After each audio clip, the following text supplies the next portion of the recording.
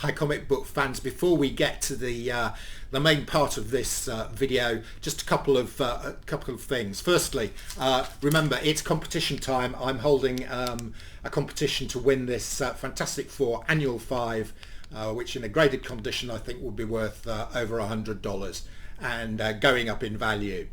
Okay, all you have to do is comment on one of my videos that I publish in the next week. Two previous videos. This is the third video, so comment and get a chance to win. If you comment on more than one video, you get more than one chance to win.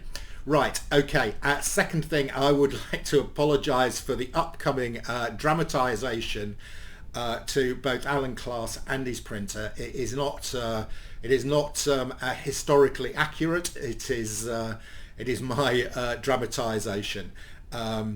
Alan Class is a wonderful character. I'm going to put a link below to an interview done with Alan Class in which he tells the story of the dramatisation I'm going to do, and he tells it much better than I ever could. I do encourage you to look at it, and Alan is into his 80s and doing well. Okay, on with the meat of the show, book fans, and today I'm going to ask you to stretch your imagination. I'd like you to imagine that it is 1962 or maybe 1963. Now, first thing you're going to need to imagine is that when I am wearing this hat, there we go, I am Alan Class, a publisher of American comics in England. Okay, so I've been publishing comics since 1959, and that's who I am when I'm wearing this hat. I'm Alan Class. Okay, right, when I am wearing this hat, I am Jeff. Oh, let's put it on so that's better. I'm Jeff, and I'm the guy who prints the Alan Class comics. I think Alan had his comics printed in the Midlands, but I can't do a Midlands accent, so Jeff is going to be a Yorkshireman. All right, Jeff? Right, okay, so just to recap, this hat here, I'm Jeff, a printer from the Midlands with a Yorkshire accent, and when I'm wearing this hat, I'm Alan Class, publisher of comics. Okay, right, now, and when I'm wearing this hat, my normal hat, it's me, and I'm narrating the story. Right, the final bit of imagination you have to use is that this is a new copy, a pristine new copy of Fantastic Four #1. It is not a totally beat up copy of Marvel Team Up 85, which actually hasn't been printed, will not have been printed for another 18 years. Okay, so this is a Fantastic Four #1. Right, okay, so that set the scene a bit. Now, Alan Class got the rights from, I think it was a company called Trans Global, to reproduce a number of American comics. I think it was Archie Comics, American Comics, Charlton Comics, and also Marvel Comics in the UK. So sometime in, I imagine it was probably in 1961 or maybe early 62, the agent at Trans Global said to Alan, look, we've got this new comic coming out with some new characters called the Fantastic Four. Would you be interested in them?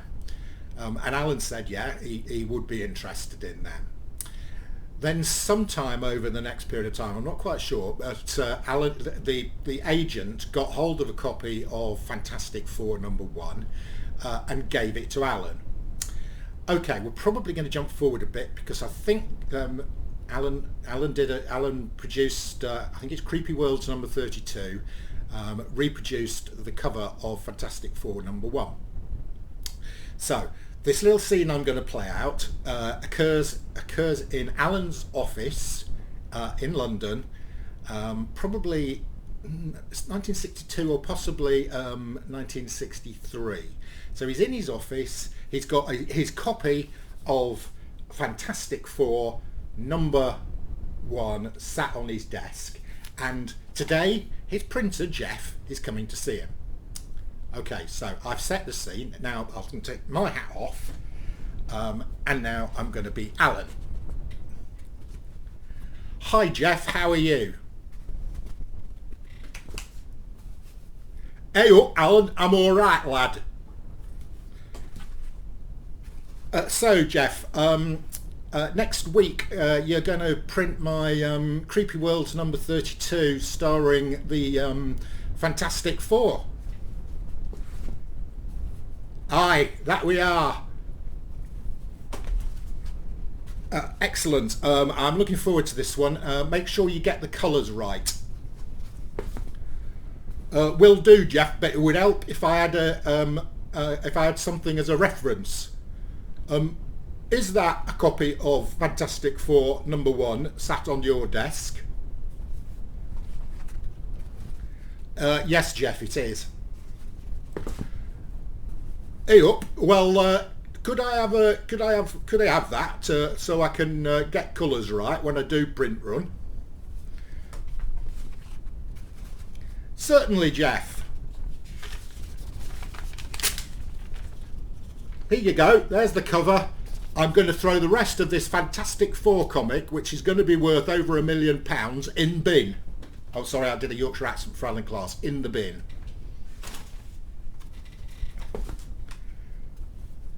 That's grand. Thanks, Alan. I'll use that and make sure I get colours right. So, there we have it. The man who ripped the cover of a Fantastic Four #1 and threw the rest in the bin. This comic, let's assume it had survived as a 9.8 since he had it when it was new. I think it's estimated at being worth $5 million. So certainly, if he'd kept it, not ripped the cover off and not thrown it in the bin, he'd probably have been able to get £1 million for it. I hope you've enjoyed this story. Bye.